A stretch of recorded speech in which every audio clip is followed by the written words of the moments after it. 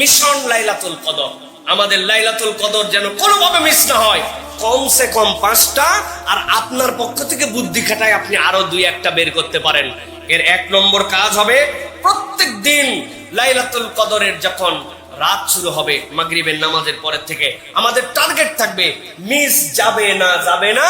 প্রত্যেকটা দিন শেষ দশকের মধ্যে আমরা কিছু দান সাদাকা করব। মা বোনেরা যারা আছেন ওনারা কেমনে রাত্রেবেলা ফকির মিসকিন খুঁজে পাবেন, দান করবেন কেমনে? বাড়িতে আলাদা বক্স বানায় রাখবেন, আলাদা একটা পট বানায় রাখবেন, আলাদা একটা পদ্ধতিতে রাখবেন যে ওই রাত্রে অন্তত আমার পক্ষ থেকে কিছু দান করে রাখলাম, পরে দান করে দিব। কিন্তু আল্লাহ বলেছেন লাইলাতুল কদর এটা রাত, সুতরাং এই রাতের মধ্যে আমার সাদাকা যেন মিস না হয়। আমি যেন প্রত্যেক দিন আল্লাহর কাছে বলতে পারি, একবার যদি মিলে যায় কমসে কম 1000 মাস উপরে কত, 1 টাকার বদলে কমসে কম 1000-এর উপরে কত আল্লাহ কেবল জানেন। অতএব দান সাদাকা মিস করা যাবে না।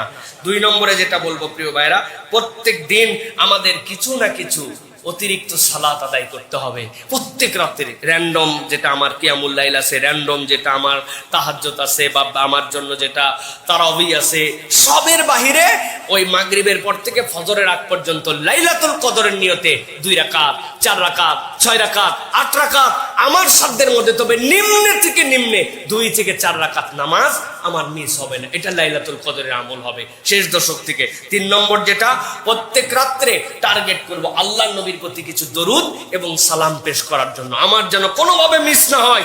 শেষ 10 দিন বড় চার্ট বানায় রাখছি, দান ইয়েস হয়ে গেছে, তারপরে আমার জন্য সালাত ইয়েস হয়ে গেছে, বড় করে টেবিলের নিচে, ডাইনিং টেবিলে, দরজার সামনে। কারণ এই বছর আমাকে লাইলাতুল কদর মিস করা যাবে না। আল্লাহর নবীর দরুদ এবং সালাম হ্যাঁ হয়েছে, দরুদ ইব্রাহিম পড়ছি একবার, পারি নাই সাল্লাল্লাহু আলাইহি ওয়াসাল্লাম পড়ছি, পারি নাই আল্লাহুম্মা সাল্লি আলা মুহাম্মাদ পড়ছি, পারি নাই, আমি যতটুকু পারছি কিন্তু আল্লাহর নবীর প্রতি ওই রাতের মধ্যে দরুদ এবং সালাম পাঠ করেছি। 4 নম্বরে আল্লাহ রাব্বুল আমিন এই লাইলাতুল কদরের ভিতরেই কোরআনুল কারীম নাজিল করেছেন, ইন্না আনজালনাহু ফি লাইলাতিল কদর। এই হিসাবে প্রত্যেক রাত্রে আমি কিছু না কিছু কোরআন তেলাওয়াত করব লাইলাতুল কদরের নিয়তে। ভাই এত ব্যস্ততার মধ্যে পড়ে গেছিলাম, ঠিক আছে আলাম তারা থেকে সূরা নাস আপনার মুখস্থ, আপনি নিয়ত করছেন আলাম তারা থেকে সূরা নাস, এইটুকুই মুখস্থই তেলাওয়াত করছি, সূরা 3 মুখস্থই তেলাওয়াত করেছি, সূরা দোহা মুখস্থই তেলাওয়াত করেছি, সূরা ইয়াসিন যে কয় আয়াত পারি মুখস্থ তেলাওয়াত করেছি। কিন্তু আমি লাইলাতুল কদরের নিয়তে আমি কিছু কোরআন তেলাওয়াত করব ইনশাআল্লাহ, পারবো ইনশাআল্লাহ। এরপরে যেটা প্রিয় ভাইরা, সেটা হচ্ছে প্রত্যেক রাত্রে এই দোয়াটা শিখতে হবে এবং পড়তে হবে। আল্লাহ নবী সাল্লাল্লাহু আলাইহি সাল্লামের কাছে হযরত আয়েশা সিদ্দিকা রাদিয়াল্লাহু তাআলা জিজ্ঞাসা করেছিলেন, ইয়া রাসূলুল্লাহ যদি আমি লাইলাতুল কদর পেয়ে যাই কি দোয়া করব?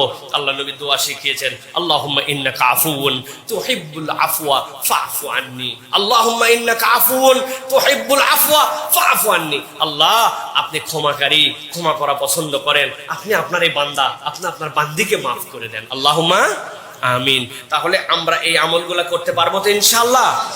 সাথে সাথে সব হুজুর বলে দিবে, হুজুর কন্ট্রাক্টর, আপনার নিজের প্ল্যান নাই, আপনার নিজের 2-3টা জিনিস ঢুকাতে হবে যে আমি সাথে এইটাও করব, আমি সাথে এই আমলটুকু করার জন্য চেষ্টা করব, যাতে করে আল্লাহ রাব্বুল আলামিন দেখে যে র্যান্ডম সকলে করতেছে, এই বান্দা আরো এত আগ্রহী যে সে এক্সট্রা কিছু একটা করতেছে। আপনি একটু বুদ্ধি খাটাইছেন, কিছু একটা করছেন আপনি, এটা তো আমার কোনো এক রাত্রে মানুষকে খাওয়াইছেন, কোনো একদিন সাহারি পাঠাই দিয়েছেন কারো কাছে, কোনো একদিন 3 জনের ঈদের কাপড়ের ব্যবস্থা করে দিয়েছেন, কেউ জানে না।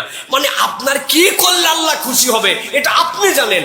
আপনি কৌশল নিয়ে আল্লাহ রাব্বুল আলামিনের কাছে এইরকম করে আল্লাহর নিবেদন দিয়েছেন, এই বছর আমাদের যেন লাইলাতুল কদর মিস না হয়। প্রত্যেকে আমরা এই উদ্যোগ নেব ইনশাআল্লাহ, পারবো ইনশাআল্লাহ, পারবো ইনশাআল্লাহ। আল্লাহ আমাদেরকে তৌফিক দান করেন।